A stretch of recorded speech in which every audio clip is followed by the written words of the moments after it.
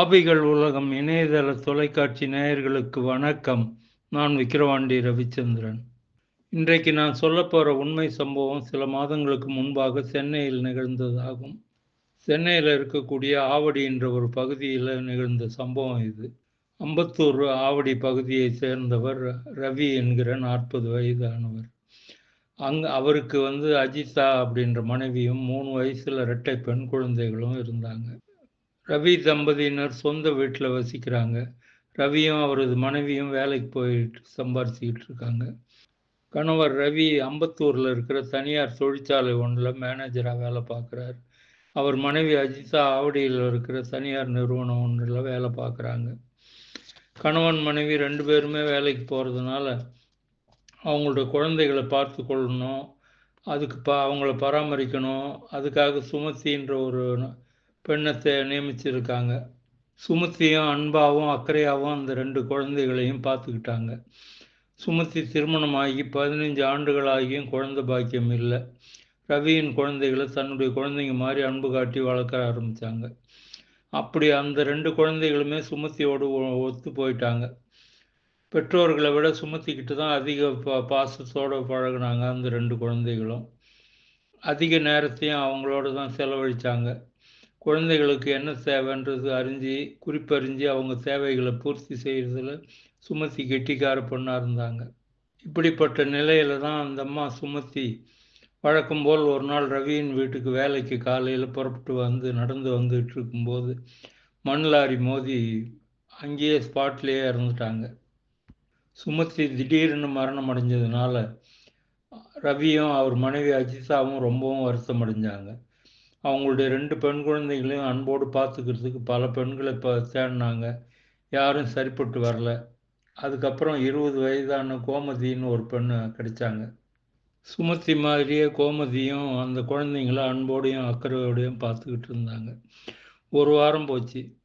1 வாரத்தில் அதுக்கப்புறம் ஒரு நாள் திடீர்னு அந்த பெண்ணு, அதாவது கோமதி, நான் இனிமேல் வேலைக்கு வரமாட்டேம்மா, என்னை விட்டுருங்க அப்படின்னு சொல்ல ஆரம்பிச்சிட்டாங்க. ஏம்மா என்னம்மா ஆச்சு அப்படின்னு இவங்க கேட்குறாங்க. எனக்கு குழந்தைங்கள பார்த்து கொள்றதுல எந்த பிரச்சனையும் கிடையாது.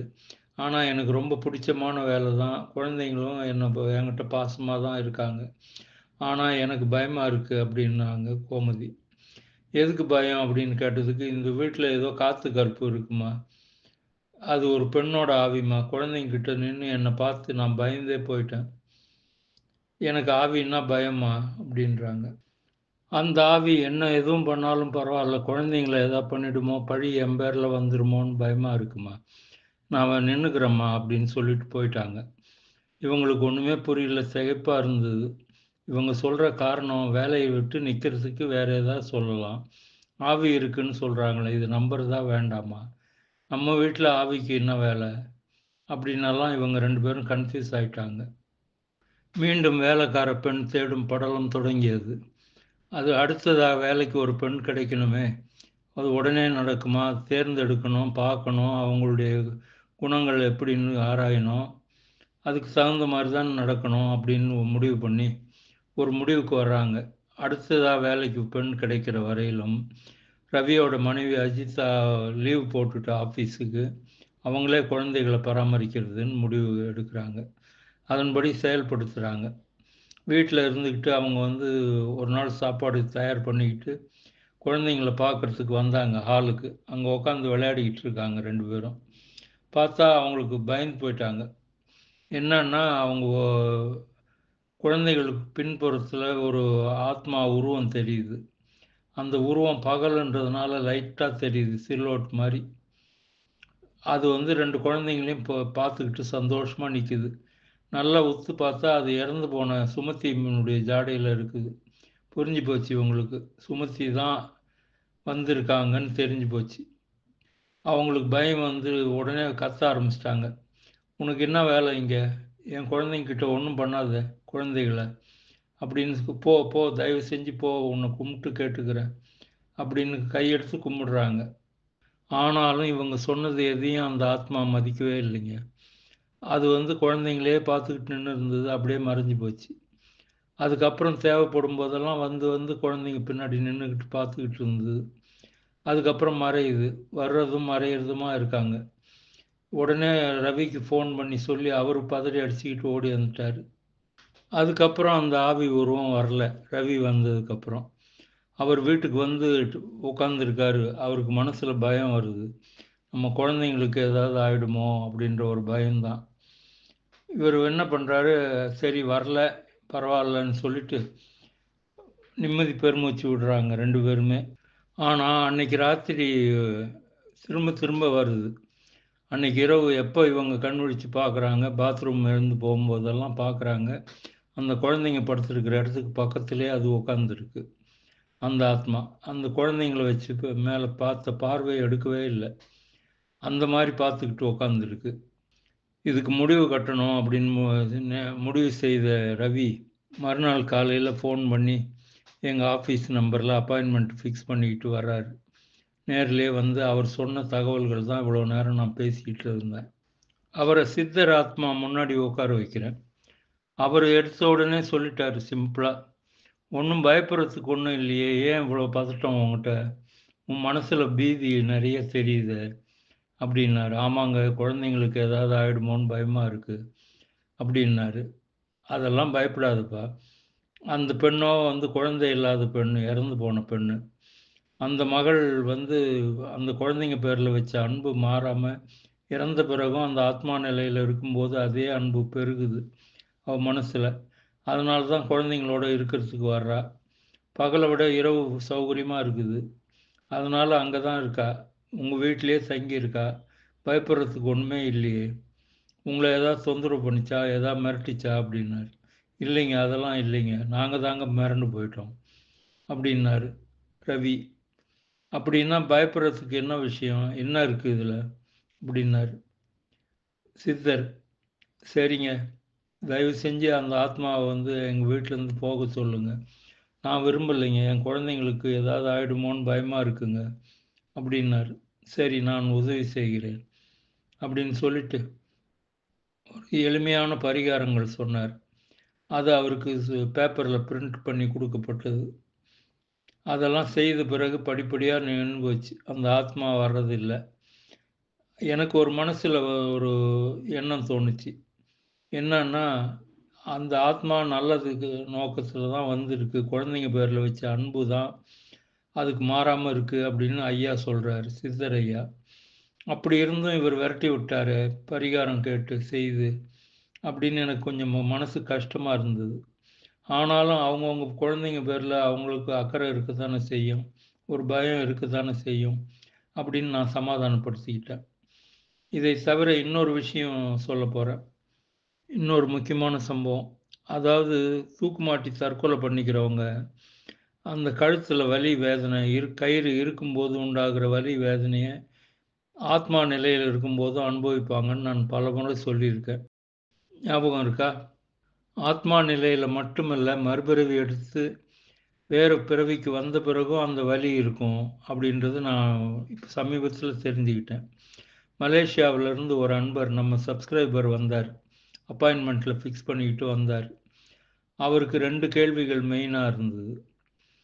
அதாவது அவருடைய அப்பா வந்து தற்கொலை பண்ணிக்கிட்டாரு. ஒரு சில வருடங்களுக்கு முன்னாடி. அவருடைய நிலை என்ன? அப்பாவுடைய நிலை. அவர் எதனால தற்கொலை பண்ணிக்கிட்டாரு? அப்படின்றது ஒரு மெயினான கேள்வி. அதுக்கு அடுத்தது அவருக்கு 2 பிள்ளைகள். அதில மூத்த மகனுக்கு எப்பவுமே கழுத்தில வலி இருந்துகிட்டே இருக்கும். மருத்துவம் பார்த்தும் மலேசியாவுல எந்த டாக்டராலயும் கண்டுபிடிக்க முடியல. தீரவே இல்ல. அவரு ரொம்ப வருத்தப்பட்டுக்கிட்டு, துன்பப்பட்டுக்கிட்டு இருந்தார். அதுக்கு என்ன விமோசனம்? அப்படின்னு கேட்கறதுக்கு வந்தார். சித்தர் ஐயா வந்து சொன்னாரு, "உன்னோட அப்பா வந்து ஆவிகள் உலகத்துல இல்லையே" அப்படின்னாரு. "உன்னோட தந்தையை நினைத்துக் கொள்ளுன்னாரு. நினைச்சா அந்த மைண்ட்லேருந்தே அந்த உருவத்தை எடுத்துக்குவாரு. எடுத்து பார்த்துட்டு, "இங்க ஆவிகள் உலகத்துல இல்லையே" அப்படின்னாரு. "பிறவி எடுத்த மாரி தோணுதே எனக்கு" அப்படின்னு கேட்டுட்டு, "உன் வீட்ல தான் இருக்கிற மாரி தோணுது. உனக்கு எத்தனை குழந்தைங்க?" அப்படின்னாரு. "2 மகனுங்க" அப்படின்னாரு. "ஒவ்வொருத்தரா நினைச்சுக்கோ, பேர் சொல்லு" அப்படின்னாரு. அவர் பேர் சொல்லி நினைக்கும்போதே மூத்த மகன காட்டி, மூத்த மகன நினைக்கும்போதே சொல்லிட்டாரு எங்க சித்தர். "இந்த மகன் தான்பா உன்னுடைய தகப்பனாருடைய மறுபிறவி. நீ எதுக்கு தேடுற வெளியில்? உங்கள் வீட்டிலே தான் இருக்கார் உங்கள் அப்பா அப்படின்னார். அப்போ 2வது கேள்வி கேட்டார். என் மகனுக்கு கழுத்து வலி இருக்கு அப்படின்னாரு. அதான் அந்த கழுத்து வலி, அந்த தூக்குமாட்டி இறந்ததனுடைய வலி தான். அந்த வேதனையை அவர் அனுபவிக்கிறார். மறுபிறவி எடுத்தும் அனுபவிக்கிறாரு அப்படின்னு சொல்லி அதுக்கு வைத்தியம் பரிகாரம் எல்லாம் சொன்னார். இப்போ தான் கேட்டுக்கிட்டு போயிருக்கார் அவர். நான் சொல்கிறது இப்போ ஒரு வாரத்துக்குள்ளே நிகழ்ந்த ஒன்று. இது என்னுடைய ஆவிகள் உலகம் நாலேஜுக்கு கிடைத்த அருமையான ஒரு தகவல் இது. இதுவரை நம்ம ஆவிகள் உலகம் சேனலை சப்ஸ்கிரைப் பண்ணாதவங்க உடனடியாக சப்ஸ்கிரைப் பண்ணிக்கோங்க. பக்கத்தில் இருக்கிற பெல் பட்டனையும் சேர்த்து டச் பண்ணுங்கள். அப்போ தான் நாங்கள் கொடுக்குற வீடியோஸ் உடனுக்குடன் நோட்டிஃபிகேஷன் மூலமாக வந்துக்கிட்டே இருக்கும். வாங்க கேள்வி பதில் நிகழ்ச்சிக்கு போகலாம். என் கேள்விக்கென்ன பதில்? என் கேள்விக்கென்ன பதில்?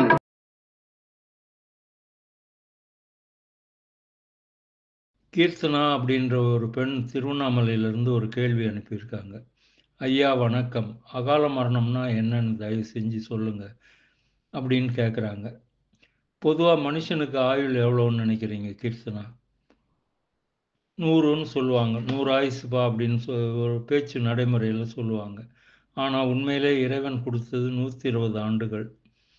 அந்த 120 ஆண்டுகள் வாழ்ந்து ரொம்ப முதுமை அடைஞ்சு கஷ்டப்பட்டு சாகிறத விட சாகாமல் இதற்கு இடையிலே கொலை செய்யப்பட்டோ அல்லது விபத்துலேயோ ஏதேனும் ஒரு வழிமுறையில் இறக்குறது அகால மரணம்னு நம்ம நடைமுறையில் வச்சுருக்கோம். ஆனால் உண்மையிலே இது எல்லாமே இறைவன் விதித்த கர்மாப்படி தான் நிகழுது. ஒருத்தர் தற்கொலை நிகழணும், கொலை செய்யப்படணுன்றது கூட அவங்க ஜாதகத்தில் பார்த்தீங்கன்னா இருக்கும். குறிப்பிட்ட வழிமுறைகளில் மரணம் நிகழும்போது அதை அகால மரணம்னு சொல்கிறது தான் நம்முடைய வழக்கம். ஆனால் எதுவுமே அகால மரணம் இல்லை என்பது இப்போ புரிஞ்சிருக்கும்னு நினைக்கிறேன் கீர்த்தனாவுக்கு.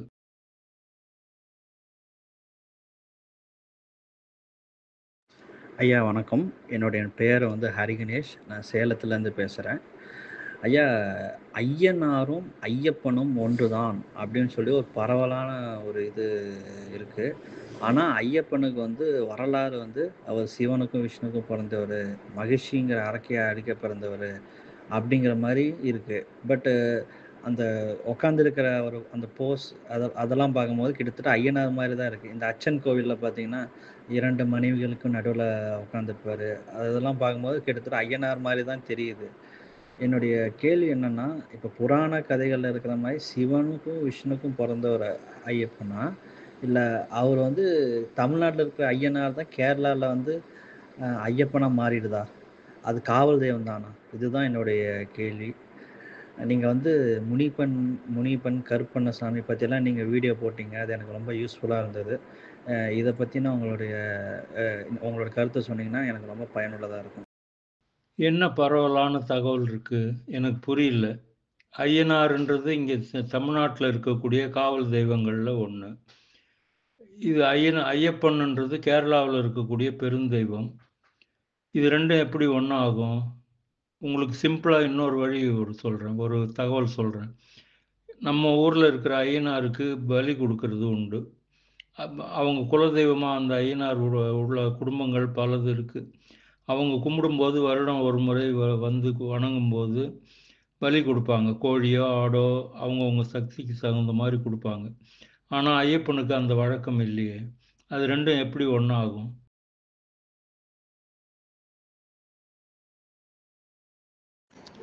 ஐயா வணக்கம்.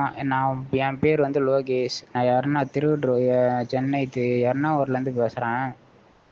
எனக்கு ஒரு டவுட் என்னன்னா, இந்த ராசி மணின்னு ஒரு மாலை இருக்குது. அந்த ராசி மணி சித்திரவதை செய்யப்பட்டதாக சொல்லப்படுறாங்க. இது போட்டால் எந்த தீய சக்தியை கிட்ட பேய் ஆவி பில்லி சூனியம் ஏவல் எதுவுமே கிட்ட நெருங்காதுன்னு சொல்கிறாங்க. இது உண்மையா பொய்யான்றத நீங்கள் சொல்லணும். நீங்கள் சொல்கிறத நான் கேள்விப்பட்டதே கிடையாதுங்க. ராசி மணின்னா என்ன, எப்படி இருக்குன்னு கூட எனக்கு தெரியாது. ஆனால் ஒரு மணியை போட்டுக்கிட்டால் நமக்கு வரக்கூடிய துன்பங்கள் எல்லாமே தடுக்கப்படும்னா நம்ப முடியலைங்க. நம்மளுடைய கர்மாப்படி வர வேண்டியது வந்தே தீரும். நல்லதும் இருக்கும், அதில் கெட்டதும் இருக்கும்.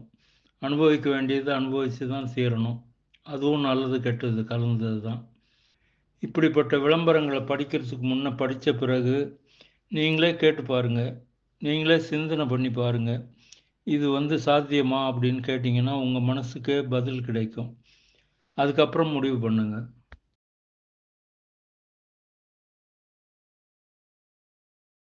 அமெரிக்காவில் பாஸ்டன் நகரத்திலிருந்து உஷா அப்படின்றவங்க எழுத்து மூலமாக ஒரு கேள்வி அனுப்பியிருக்காங்க. நம்மளுடைய இருதயத்தை டொனேஷன் செய்வது நல்லதா, செய்யலாமா? ஏனெனில் எனக்கு ஒரு டவுட் என்னன்னா, நம்ம இலவசமாக கொடுக்குறோம், நல்ல எண்ணத்தோடு கொடுக்குறோம். ஆனால் அந்த ஆப்போசிட்டில் இருக்கிறவங்க அடுத்த ஆளுக்கு அதை பொருத்தும் போது ஏராளமாக பணம் வாங்குறாங்க. இங்கே அமெரிக்காவிலே நான் பார்க்குறேன். அது மட்டும் இல்லை, அமெரிக்காவில் கோமா நிலையில் இருக்கும்போதே சிலருக்கு இருதயம் வலுக்கட்டாயமாக எடுக்கப்படுது. அவ்வாறு செய்வது சரியா? நீங்கள் தான் பதில் கூறணும் அப்படின்னு சொல்லியிருக்காங்க. உங்கள் பதிலை வச்சு இங்கே பலருக்கு உதவியாக இருக்கும் அப்படின்றது இவங்களுடைய கேள்வி. நான் இதுக்கு பதில் பல முறை பழைய எபிசோடில் பார்த்தீங்கன்னா கிடைக்கும். நான் சொன்ன பதில்கள் எத்தனையோ தடவை சொல்லியிருக்கேன். இது ஒரு விதமான கொலை மாதிரி தான். ஏனென்றால் கோமா நிலையில் இருக்காங்கன்னு நம்ம நினச்சிக்கிறோம். அந்த கோமா ஸ்டேஜ்ன்றது என்னை பொறுத்தவரையிலும் கை கால் அசைக்க முடியாது, கண்ணு திறக்க முடியாது, வாய் பேச முடியாது. ஆனால் உள்ளுக்குள்ளார அந்த ஆத்மா எல்லாத்தையும் உணர்ந்துக்கிட்டு இருக்கும். நம்மளை சுற்றி பேசுகிறதெல்லாம் எல்லாம் தெரியும் அதுக்கு, ஆனால் பார்க்க முடியாது. நீங்கள் மருத்துவ டேர்ம்ஸ் பேசுனாங்கன்னு வச்சுக்கோங்க. 2 டாக்டர்ஸ் நான் பார்த்தேன் ஒரு அனுபவத்தில். என்னுடைய உறவினர் ஒருத்தர் ஐசியூவில் அட்மிட் பண்ணியிருக்காங்க.